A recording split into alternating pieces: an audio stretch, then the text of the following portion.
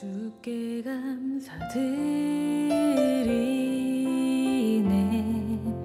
나의 모든 허물을 감싸주사 큰 은혜 주셨네. 못 박히신 두 손 나를 대신하셨네. 날 깨끗하게 하셨네. 큰 용서와 사랑을 주셨네. 주님 보좌에 계신 귀한 어린 양, 이 면류관 드립니다. 찬양 드립니다. 주는 존귀하신 분, 하나님 아들, 저 십자가에 달리셨네.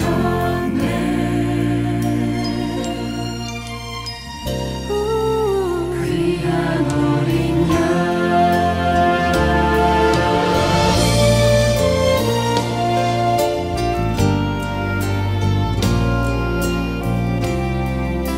십자가를 볼 때 주께 감사드리네. 나의 모든 허물을 감싸주사 그 은혜 주셨네. 못 박히신 두 손 나를 대신하셨네. 날 깨끗하게 하셨네.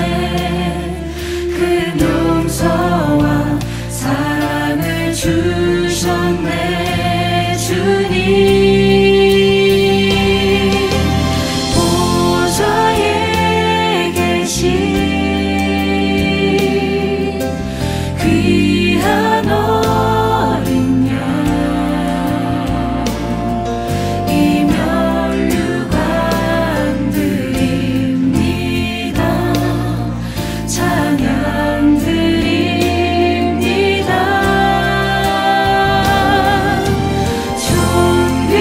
존귀하신 분, 하나님 아들, 저 십자가에 달리셨네.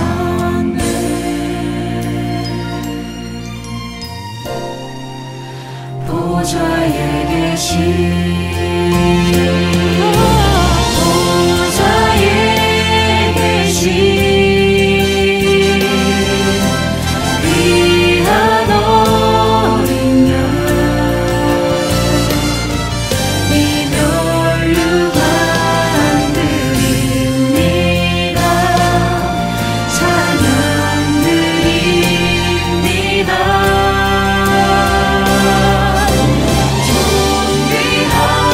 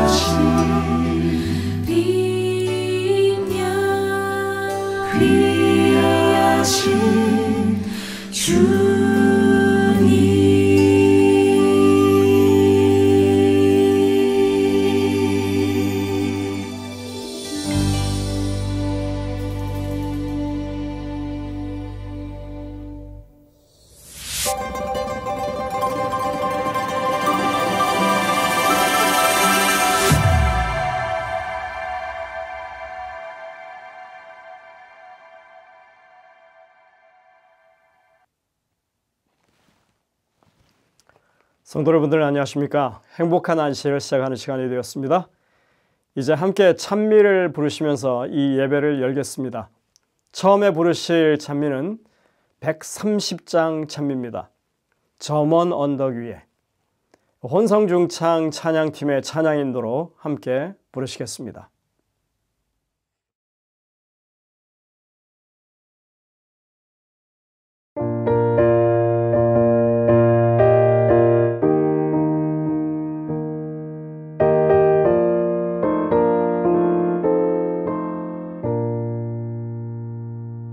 저 먼 언덕 위에 우뚝 솟아있는 낡고 거칠은 십자가는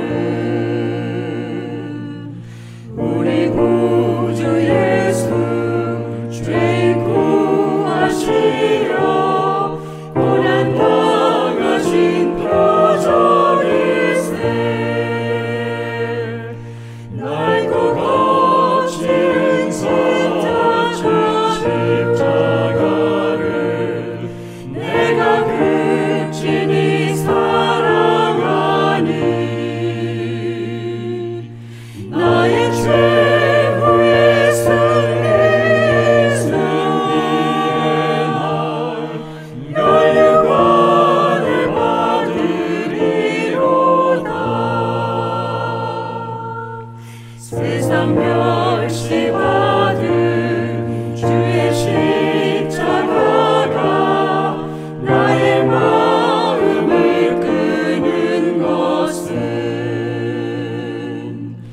하늘 영광 대신 십자가를 지신 주의 사랑의 힘이로다.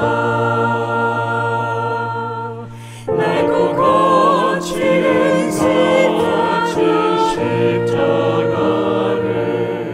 내가 극진히 사랑하니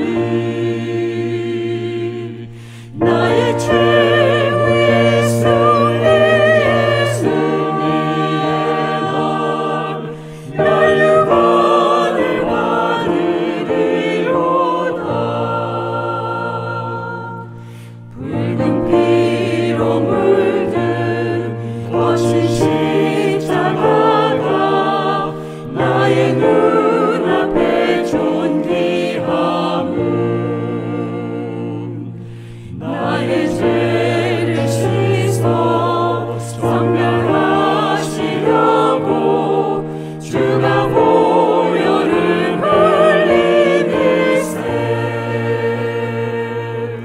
낡고 거친 십자가를 내가 극진히 사랑하니 나의 최후의 승리의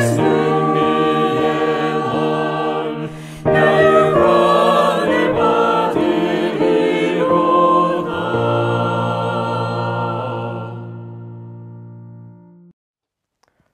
다음 찬미는 208장 찬미입니다. 주의 나팔 소리나고. 이 찬미도 역시 혼성중창 찬양팀의 찬양 인도로 함께 부르시겠습니다.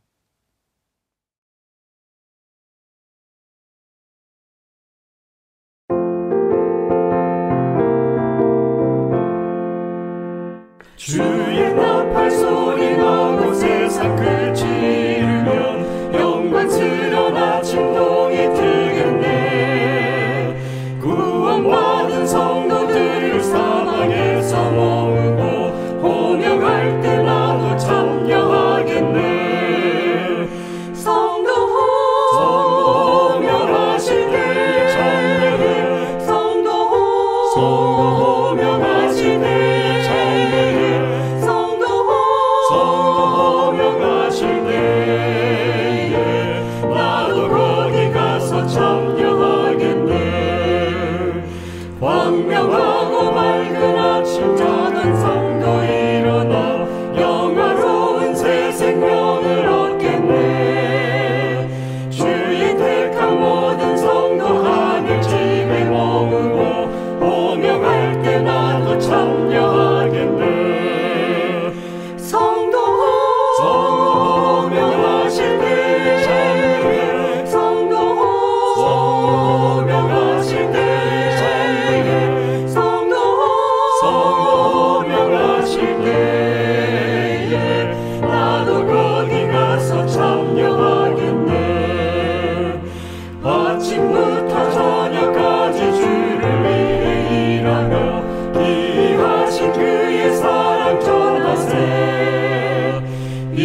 위에 우리 할 일 모두 마친 이후에 호명할 때 나도 참여하겠네. 성도 호명하실 때 참여해. 성도 호명하실 때 참여해. 성도 호명하실 때 나도 거기 가서 참여하겠네. 이어지는 찬미는 367장 찬미입니다. 주 안에 있는 나에게. 혼성중창 찬양팀의 찬양인도로 함께 부르시겠고요. 찬미를 부르신 후에는 김영자 집사님께서 기도를 인도하시겠습니다.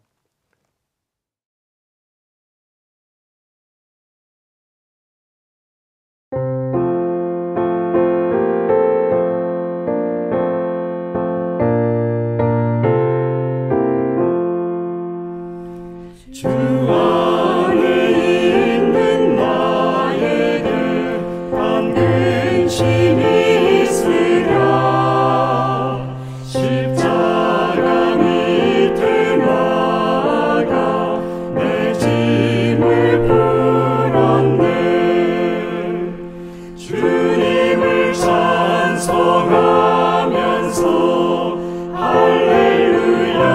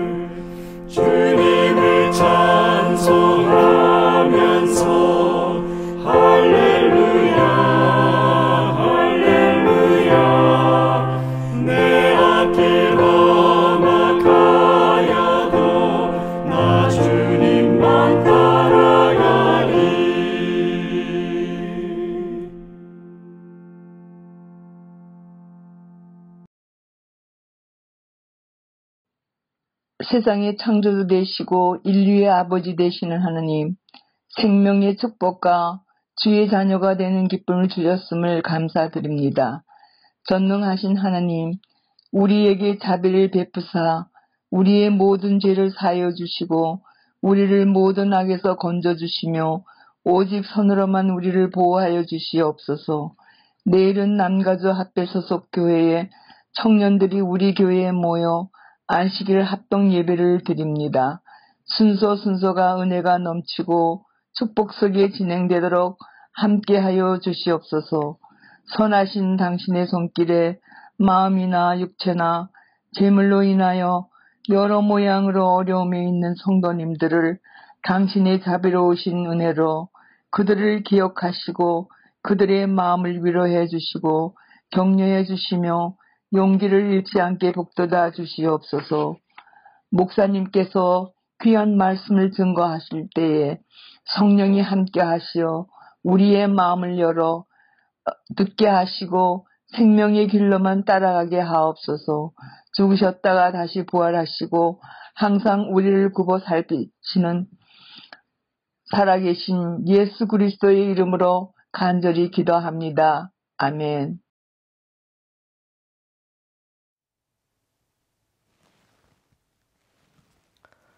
성도 여러분들, 한 주간 하나님의 은혜 가운데 평안하셨습니까? 오늘 맞는 이 안식일이 모든 성도님들께 참다운 행복과 평안이 넘치는 그런 안식일 시간 되시기를 간절히 바랍니다. 저희는 10월 한 달 내내 2025년 카페 LA라고 하는 전도 프로그램을 진행하고 있습니다. 남가주 안에 있는 한인 재림교회를 중심으로 하는 그런 모임이죠. 이번 주에는 세리토스 교회에서 영어부 학생들의 모임이 있습니다. 오늘 저녁부터 시작해서 내일 안식일까지 특별 순서가 계속 진행됩니다. 내일 안식일에는 영어부가 이 교회 본당을 사용하게 되고 국어부는 영어부의 예배 장소에서 예배를 드릴 것입니다. 내일 아침에 여러분들 잊지 마시고 안쪽으로 주차를 하신 다음에 그 영어부 예배 장소에 잘 찾아오시기를 바랍니다. 그리고 아울러서 10월 25일 안식일에는 북쪽에 있는 벨에어 교회라고 하는 곳에서 남가주 내 한인 교회들이 함께 모여서 연합으로 예배를 드리게 되겠습니다. 각 교회 예배는 없습니다. 그리고 그곳에서 한 번 다 전체가 모여서 예배를 드리는 것입니다. 성도들께서 차량을 잘 이렇게 어레인지해서 카풀로 해서 이동할 수 있도록 협조해 주시면 감사하겠습니다. 이번 이 연합 집회를 통해서 모든 교회들이 새로운 어떤 변화를 추진할 수 있는 그런 계기가 되기를 간절히 바랍니다. 오늘 저녁 시간에는 앤드류스 한인교회를 섬기시는 서상규 목사님께서 말씀을 준비하셨습니다. 이제 준비된 특창을 들으신 후에 말씀을 듣도록 하겠습니다. 은혜가 넘치는 귀한 시간 되시기를 간절히 바랍니다.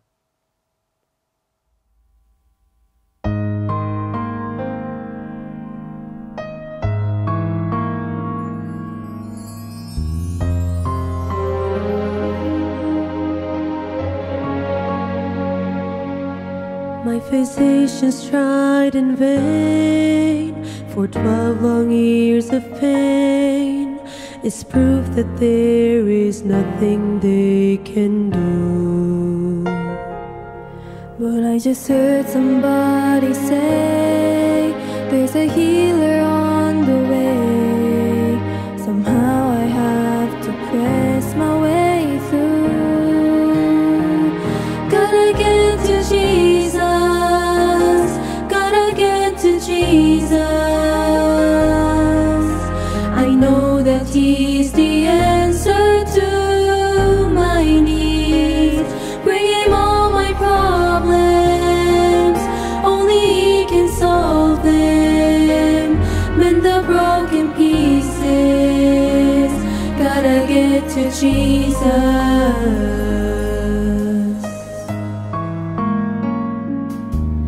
When my world is torn apart, I need healing for my heart. I really don't know how much more I can take. Trapped inside a cloud of disbelief and doubt, I only know one way of escape.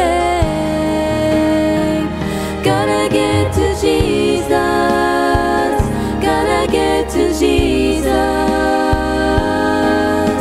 I know that He's the answer to my needs. Bring Him all my problems, only He can solve them. Mend the broken pieces, gotta get to Jesus. If the hem of His garment is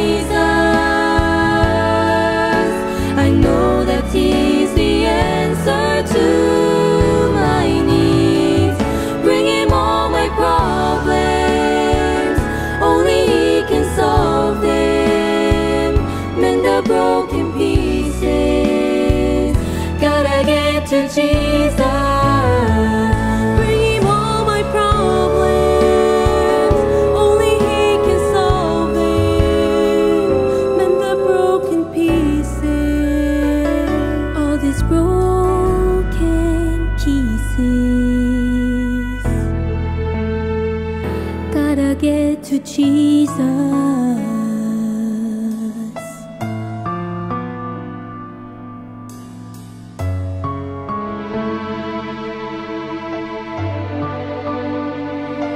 Gotta get to Jesus.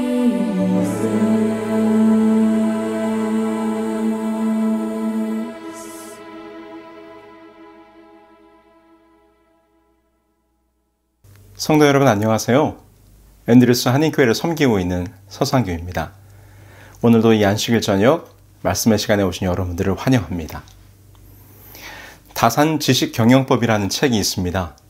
이 책의 내용은 제목처럼 지식경영법, 쉽게 말해서 다산의 공부법을 정리한 책입니다. 다산 선생은 18년간 강진 유배 생활 동안에 수백 권의 저서를 남겼는데요. 그의 대표적인 책, 행정관리 업무를 정리한 행정지침을 기록한 목민심서를 비롯해서 형법에 관하여는 흠흠심서, 장기에서 귀양 살 때는 약을 못 구해 병을 키우는 시골 사람들을 위해 쉬운 의학 처방지인 촌병흑치, 천연두 관련 항목만 추려낸 마과회통, 지리서인 아방강이었고, 이천자문인 아학편을 아이들을 위한 교과서로 재편찬하는 등 그의 정보 편집력과 정리하는 능력은 실로 상상이 안 되는 놀라운 것이라는 것이었습니다. 정치, 경제, 사회, 의학, 지리학, 역사 모든 분야를 넘나들며 자료를 모으고 분류하여 체계를 갖춘 결과물을 만들어내는 그를 보면서 정민 선생님은 정약용을 전방위적 지식 경영자라고 말할 수 있겠다라고 평했습니다. 그런데 이 지식 경영법은 총 10강으로 구성되어 있는데 각 강마다 5가지의 다산의 공부 원칙들을 소개하고 있습니다. 오늘 그 중에 하나를 소개하면서 설교를 시작하려고 합니다. 축기 견초법. 기초를 확립하고 바탕을 다져라. 축기 견초는 털을 다져 주추를 굳게 한다는 말이죠. 모든 공부에는 그 공부를 하는 것보다 그 마음의 근본의 바탕을 제대로 두고 해야 한다는 가르침을 이 글 속에서는 가르쳐주고 있는 것입니다. 이런 일화가 있습니다. 다산이 한강가 마제에 살 때의 일이었습니다. 19살 난 이인영이라는 젊은이가 책상자를 쥐고 다산을 찾아왔습니다. 무슨 일로 왔냐고 묻자 젊은이가 대답하기를 문장학을 배우고 싶습니다. 훌륭한 문장을 남길 수만 있다면 공명과 멀어져 평생을 불우하게 살아도 후회하지 않겠습니다. 선생님, 저를 가르쳐 주십시오. 그렇게 말하는 젊은이를 보니 눈이 반짝반짝 빛나고 그 하는 말을 보니 뱃속에 든 지식이 호리병에서 물이 흘러나오듯 거침없이 쏟아져내는 참 똑똑한 젊은이였습니다. 그런 그에게 다산은 다음과 같이 조언을 합니다. 조금 글이 길지만 그의 말이 참으로 멋져서 한번 다 읽어보도록 하겠습니다.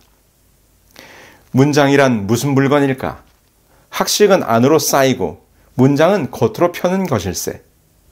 중화의 덕으로 마음을 기르고 효우의 행실로 성품을 다스려 몸가짐을 공경히 하고 성실로 일관하되 중욕을 갖춰 변함없이 노력하여 도를 우러러야 하네. 사설을 내 몸에 깃들게 하고 육경으로 내 식견을 넓히며 여러 사서로 고금의 변화에 통달하게 해야겠지.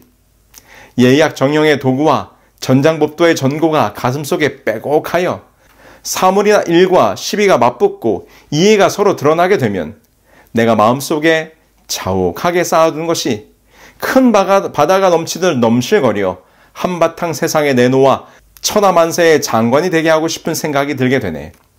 그 형세를 능히 가로막을 수 없게 되면 내가 드러내려 했던 것을 한바탕 토해 내놓지 않을 수가 없게 된다네. 이를 본 사람들이 서로들 문장이다 라고들 하니 이것을 일러 문장이라고 하는 것일세. 문장이란 무엇인가? 그 마음의 기초를 다지고 그 위에 세상의 식견과 지식을 쌓아 넣게 되면 그것이 자연스럽게 토해져 나온다는 것이죠. 책 한두 권, 유튜브 영상 조금 본 것 가지고 뭐라도 아는 것 마냥 떠드는 것이 아니라 사람의 내면의 깊은 곳에서부터 차곡차곡 쌓아놓은 것이 터져 나오는 순간, 이것이 문장이다. 라고 이렇게 표현한 것입니다. 그러면서 다산이 말하는 이 학문의 기초요, 그 주춧돌이란 무엇인가? 그는 그 젊은이에게 그것을 효제라고 말했습니다. 즉 부모에게 효도하고 형제간의 우애로운 것. 그래서 그 이인영이란 젊은이에게 말하기를 바라건대 자네는 이후로 문장학의 뜻을 끊고 서둘러 돌아가 늙으신 어머니를 봉양하게나 라고 이렇게 말을 했다고 합니다. 참 멋있어요. 여러분, 무엇을 하든지 그 기초가 중요하다는 것입니다. 기초가 튼튼하지 않으면 그 단청이 마르기도 전에 그 건물은 무너지고 말 것이라는 것이 오늘 우리에게 주는 다산의 가르침입니다. 그렇다면 여러분, 오늘 우리의 삶의 기초는 무엇이 되어야 하는가? 우리 교회의 주춧돌은 무엇이 되어야 하는가? 이 질문을 마음에 두시면서 이제 오늘의 본문으로 한번 들어가 보겠습니다. 오늘은 사도행전 4장에 기록된 베드로의 증언을 함께 생각해 보고자 합니다. 성전 미문에 앉은 장애인을 고친 이후에 베드로와 요한은 제사장들과 사두개인들 앞으로 끌려가게 됩니다. 그들은 제자들이 예수님의 부활을 증거하는 것이 싫었기 때문에 사도들을 가두고 신문하게 되죠. 그때 그들은 베드로와 요한이 걷지 못하는 자를 걷게 한 기적을 무슨 권세와 누구의 이름으로 이런 일을 행하는지 베드로와 요한에게 질문을 하게 됩니다. 베드로와 요한은 그들의 질문에 성령에 감동된 답을 하게 되는데 그것이 바로 사도행전 4장 10절의 말씀이죠. 너희와 모든 이스라엘 백성들은 알라. 너희가 십자가에 못 박고 하나님이 죽은 자 가운데서 살리신 나사렛 예수 그리스도의 이름으로 이 사람이 건강하게 되어 너희 앞에 섰느니라. 그들의 행한 능력과 그 말씀의 근원이 십자가에 죽었다가 살아나신 예수 그리스도이심을 분명하게 증거합니다. 그리고는 첨언하여 예수님이 어떤 분이신지를 설명하는데 그것이 바로 오늘 여러분과 함께 나누려고 하는 오늘의 본문 말씀입니다. 이 예수는 너희 건축자들의 버린 돌로서 집 모퉁이의 머릿돌이 되었었느니라. 사도 베드로의 지금 이 고백은 그가 주님께로부터 들었던 말씀을 그대로 반복한 것입니다. 어디에 그 말씀이 있습니까? 마태복음 21장 42절에 있는 말씀이죠. 예수께서 가라사대 너희가 성경의 건축자들의 버린 돌이 모퉁이의 머릿돌이 되었나니 이것은 주로 말미암아 된 것이요 우리 눈에 기이하도다 함을 읽어본 일이 없느냐?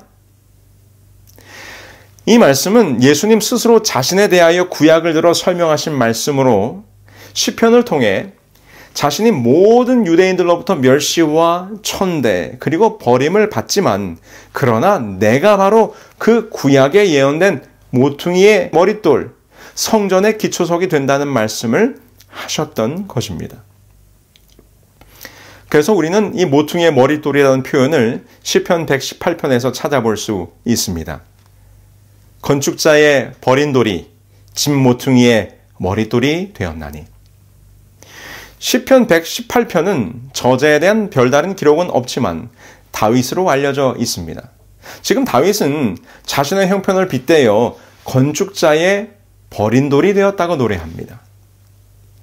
지금 다윗은 자신이 사울과 그 무리들에게 내쫓기며 도망자의 삶을 살았던 때를 생각하면서 자신이 백성들 중에서 버려짐을 당했던 고난의 삶을 버려진 돌의 신세로 묘사하고 있었던 것이죠.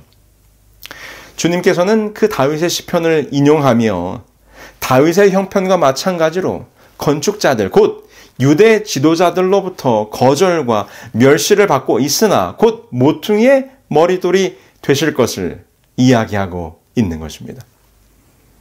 그런데 지금 베드로가 다시금 유대 지도자들 앞에서 십자가에서 죽으신 예수 그리스도가 바로 너희가 버린 돌, 모퉁이의 머릿돌이 되신다고 선포하고 있는 것입니다.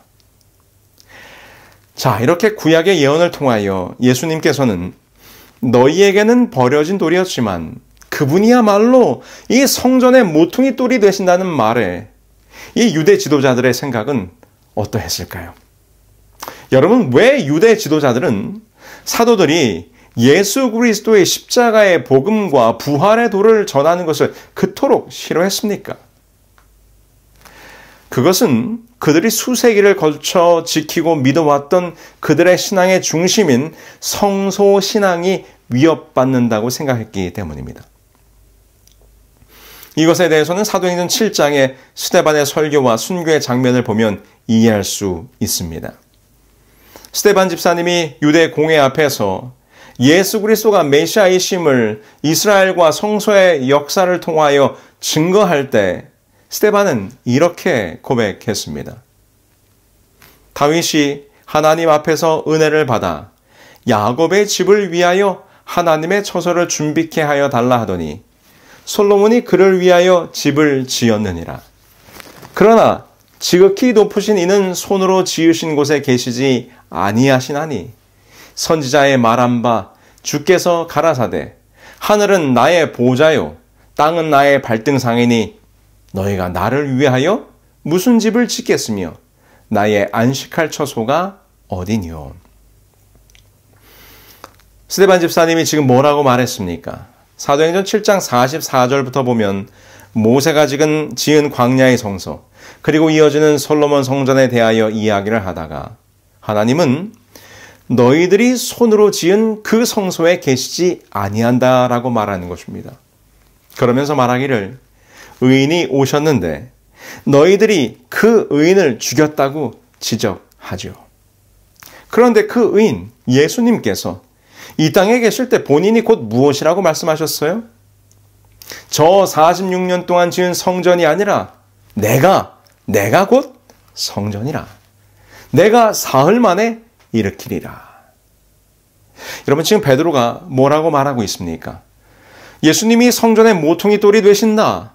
스데반은 말하기를 너희가 그토록 목숨을 걸고 지켜온 성소 그곳에 더 이상 하나님이 계시지 않는다. 여러분 이것은 유대 제사장들과 지도자들이 받아들이기 어려운 말이었습니다. 왜냐하면 그들의 믿음과 신념의 기초요 성소를 통하여 수세기에 걸쳐 내려온 역사와 전통이 다 무너지는 것이었기 때문입니다. 이 땅의 성소가 거룩한 곳이 아니라 하늘의 성소, 주께서 계시는 성소가 참 성소요 그곳이 거룩한 곳이라? 예수님이 성소요 그분이 이 성소의 모퉁이 돌이 되신다고? 이 무슨 말도 안 되는 소리. 그들은 그렇게 생각한 것이죠. 사도행전에 보면 스데반이 이 말을 하자마자 이 말을 듣고 있던 백성들 중에는 소동이 일어났고 구약의 예언들과 성소를 그리스도와 연결하는 소리에 제사장들은 공포에 질린 채하며 그의 예복을 찢었다라고 기록하고 있어요.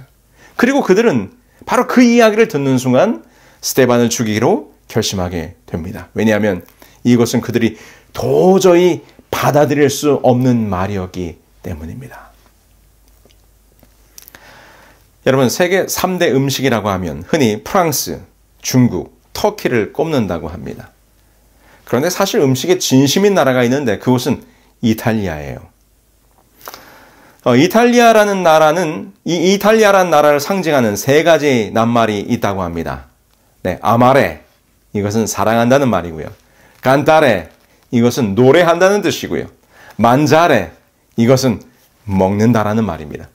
이 아마레, 칸타레, 만자레 이 단어가 이탈리아를 상징하는 세 가지 낱말인데 이 이탈리아를 상징하는 세 낱말 가운데 먹는다라는 말이 포함될 만큼 이탈리아 사람들은 음식에 목숨을 겁니다. 옛날 로마의 미식가들은 강 하류에서 잡은 물고기와 상류에서 잡은 물고기의 맛을 구별할 수 있을 만큼 이 미각이 뛰어났다고 전해지고 있어요. 그리고 이탈리아에서 아무리 오래 산 외국인일지라도 도저히 이해하기 어려운 한 가지가 있는데 사람들이 만나면 항상 그 대화의 끝은 항상 음식 이야기로 흘러간다는 것입니다. 이는 마치 한국 남자들이 모이면 항상 군대 이야기로 이야기가 끝나는 것처럼 말입니다. 특별히 이탈리아 사람들의 음식에 대한 엄격함은 정평이 나 있죠. 270만 명의 팔로워를 가진 이 영국의 틱토커 벤 리드라는 사람이 내가 만나는 모든 이탈리아 사람 열받게 하기라는 주제로 영상을 올린 적이 있습니다. 그 영상의 내용이 이래요. 레스토랑에 가서 와인을 시킨 다음에 그 와인에 얼음을 넣어 마십니다. 그러자 이탈리아 종업원이 다시 와인을 뺏어가 버립니다. 이번에는 파스타가 나오자 파스타면을 가위로 잘라 먹습니다. 그 모습을 본 이 이탈리아 식당 직원들이 기겁을 합니다. 그리고는 다가와서 한 번만 더 면을 자르면 식당에서 쫓아내겠다고 협박을 합니다. 그리고는 피자집에 가서는 피자 위에 케찹을 뿌려 먹습니다. 그러자 이번에는 식당 매니저가 나와서 안 된다고 소리치면서 이 케찹통을 확 뺏어서 집어 던집니다. 이 이탈리아 사람들이 자신의 나라 음식에 얼마나 진심인가를 보여주는 모습이죠. 우리도 찐 감자를 어디다 찍어 먹어야 하는가를 논쟁하다가 서로 다투기도 하지 않습니까? 소금에 찍어 먹어야 된다. 설탕에 먹어야 된다. 고추장에 먹어야 된다. 이런 것처럼요. 근데 여러분, 하다못해 이 이탈리아 사람들은 자신들의 전통 음식인 피자에 케찹을 뿌리는 것을 보고 자신들이 모욕을 받았다고 생각할 만큼 진심인데, 이 유대 지도자들은 그들의 신앙의 근간인 성소, 그 성소의 모퉁이 돌이 자신들이 죽음으로 내몰았던 예수 그리스도라는 말을 정말 받아들이기 어려웠을 것입니다. 유대 지도자들의 이런 모습을 보면서 이런 생각이 들었습니다. 그들의 잘못된 믿음과 신앙의 기초가 흔들리게 되었다면 좀 흔들려줬으면 얼마나 좋았을까라고 말입니다. 예수 그리스도의 모습과 사도들의 증언, 그리고 스데반의 설교를 통해 그들이 믿어왔고 지켜왔던 성소와 그 유전들이 잘못되었으며 그 성소의 모든 표상들이 예수 그리스도로 말미암아 이루어졌으므로 예수 그리스도가 성소의 모퉁이 돌이 되셨음을 알게 되었지만, 그들은 그들의 잘못된 믿음과 신앙의 기초를 여전히 부둥켜 안고 고집을 피우고 있었던 것입니다. 여러분, 사도 바울은 어떠했습니까? 그는 유대의 보수적 신앙을 지키기 위해 아주 열심을 내던 사람이었습니다. 이 스데반의 순교 현장에서 스데반을 돌로 치는 일에 앞장섰던 사람이 바로 사울, 곧 바울이었습니다. 누구보다도 유대 지도자들의 가르침과 신앙에 든든히 굳건히 서 있던 사람이었습니다. 그런데 그가 다메섹 도상에서 부활하신 예수 그리스도를 만난 이후에 그의 옛된 신앙의 기초에 큰 도전을 받고 그는 그 마음이 흔들리게 됩니다. 그리고 그는 성령의 강한 호소에 굴복하고 그동안 자신의 목숨보다도 더 귀하게 여기던 과거의 신앙을 다 내려놓게 되었던 것입니다. 그래서 빌립보서 3장 8절의 고백을 하게 되는 것이죠. 또한 모든 것을 해로 여김은 내 주 그리스도 예수를 아는 지식이 가장 고상함을 인함이라. 내가 그를 위하여 모든 것을 잃어버리고 배설물로 여김은 그리스도를 얻고 그 안에서 발견되려 함이니. 여러분, 이 얼마나 멋진 고백입니까? 여러분, 성령께서 우리의 마음을 흔드시면 좀 못 이기는 척 흔들려 주시기 바랍니다. 우리는 무슨 고집이 그렇게나 강해서 내가 살아왔던 나의 인생의 이 편협함, 나의 고정관념, 나의 주관, 나의 주장이 그렇게나 강합니까? 오직 우리의 모든 삶의 기준과 기초는 바로 모퉁이돌 되시는 예수 그리스도이셔야 합니다. 주께서 어떻게 하셨는지를 생각하며 내 삶의 모든 것이 주님 안에서 이루어져야 하지 않겠습니까? 사실 정확히 말해 이 유대 지도자들의 폐부를 찔러본다면 그들이 예수 그리스도를 거절하고 예수가 성소의 참 모퉁이돌이 되심을 거절한 이유는 그들의 권력에 대한 탐욕 때문이었습니다. 당시의 제사장들과 유대 지도자들은 권력과 결탁하여 직분을 사고 팔았습니다. 그 자리를 유지하기 위해서 더러운 돈을 사용했습니다. 그들이 하나님의 전을 맡은 자들로서 그 자리에 있었지만은 그들에게 그 하나님의 전의 기초가 되는 머릿돌, 모퉁이돌, 예수 그리스도는 그들의 마음 가운데 전혀 들어갈 수가 없었습니다. 오직 그들의 권력과 재물력을 채우기 위한 수단으로서 성소를 유지하고 싶었던 것입니다. 그들의 삶의 기준이 되었던 모퉁이돌은 바로 세상의 정욕과 욕심이었습니다. 그래서 그들은 참 모퉁이돌 되시는 예수 그리스도를 거절하고 그를 죽이고자 했던 것이지요. 성도 여러분, 여러분의 삶의 기초는 무엇입니까?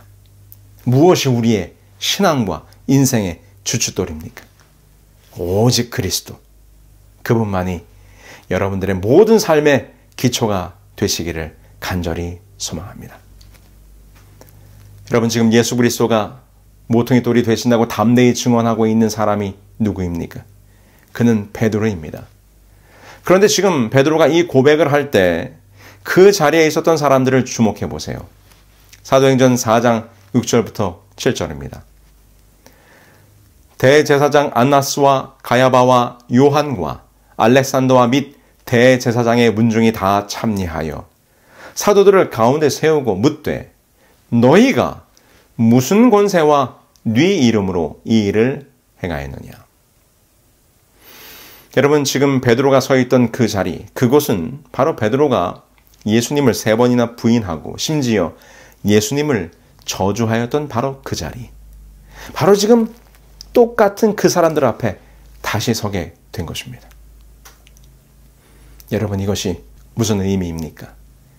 이것이 무슨 의미인가 하면 베드로는 그의 비겁함을 속죄할 기회를 얻게 된 것입니다. 사도행적의 기록입니다. 안전뱅이를 고친 다음 날 안나스와 가야바는 성전의 다른 고관들과 함께 신문을 위해 모였고 죄수들은 그들 앞에 나왔다. 바로 같은 방에서, 그리고 바로 그 몇몇 같은 사람들 앞에서 베드로는 치욕스럽게 그의 주님을 부인했었다. 그가 신문을 받기 위해 나왔을 때 이 일이 분명하게 그의 마음에 떠올랐다. 이제 그는 자신의 비겁함을 속죄할 기회를 얻었다. 여러분, 베드로의 마음이 어땠을까요? 사도행적에 보면 실제로 베드로와 요한을 신문하던 제사장들과 유대 지도자들은 그 베드로가 비겁쟁이 도망자임을 알고 있었습니다. 그래서 그들은 다시 한번 베드로를 굴복시키고 예수님을 부인하게 만들 수 있을 것이라 우쭐해하고 있었습니다. 그러나 같은 장소, 같은 사람들 앞에 서 있게 된 베드로, 이번에는 달랐습니다. 사도행적은 이렇게 베드로의 굳은 마음을 기록합니다. 그리스도를 부인했던 충동적이고 자신만만하던 베드로는 신문 받기 위해 사내들인 앞에 선 베드로와는 크게 달랐다. 범죄 이후 그는 괘씸하였다. 그는 더 이상 교만하거나 뽐내지 않았고 그 대신 겸손했다. 자신을 신뢰하지 않았으며 베드로는 성령으로 충만하였으며 이 능력을 의지하여 한때 그가 부인했던 그 이름을 영화롭게 함으로 그 반역의 흔적을 제거하려고 결심하였다. 여러분, 베드로의 마음은 담대했고 그는 용감했습니다. 그의 모든 것을 예수님 앞에서 우쭐대며 나는 절대로 주님을 떠나지 않겠다고 말하던 근거 없는 자신감은 이제 다 내려놓았습니다. 그는 더 이상 흔들리지 아니하는 마음으로 이 유대의 지도자들 앞에서 오직 주님만이 모퉁이 돌이 되심을 증거하였습니다. 베드로가 어찌 그렇게 할 수 있었습니까? 그는 이제 진정한 모퉁이 돌이요 주춧돌 되신 참 반석이신 예수님 위에 굳건히 서 있었기 때문입니다. 이 머릿돌 신학은 베드로의 중요한 기별이 되었죠. 베드로전서 2장 6절 7절입니다. 성경에 기록하였으되 보라 내가 택한 보배롭고 요긴한 모퉁이 돌을 시온에 두노니 저를 믿는 자는 부끄러움을 당치 아니하리라 하였으니 그러므로 믿는 너희에게는 보배이나 믿지 아니하는 자에게는 건축자들이 버린 그 돌이 모퉁이의 머릿돌이 되고. 성도 여러분, 오늘 우리도 베드로처럼 보배롭고 요긴한 모퉁이 돌, 시온산의 큰 돌 대신 그분 위에 서는 자들이 되기를 소망합니다. 그 모퉁이 돌 위에 우리의 삶이, 우리의 인생이, 우리의 교회가 세워진다면 우리는 부끄러움을 당치 않게 될 것입니다. 여러분들에게 설교를 시작하며 드렸던 질문, 오늘 우리의 삶의 기초는 무엇이 되어야 하는가? 우리 교회의 주춧돌은 무엇이 되어야 하는가? 답은 무엇입니까? 참 모퉁이 돌 되시는 예수 그리스도. 이 안식일 참 반석 되시는 예수 그리스도의 기초 위에 든든히 서시는 저와 여러분들이 되기를 바라면서 말씀을 마치겠습니다. 하늘에 계신 저희들의 아버지 하나님, 오늘 베드로의 고백이 우리의 고백이 되게 하여 주옵소서. 우리들의 마음과 신앙에, 우리들의 가정에, 우리들의 교회에 주출돌 되신 예수님을 모시고 언제나 흔들리지 않는 믿음으로 살아가는 우리 모두가 될 수 있도록 인도하여 주시옵기를 우리 주 예수 그리스도의 이름으로 기도합니다. 아멘.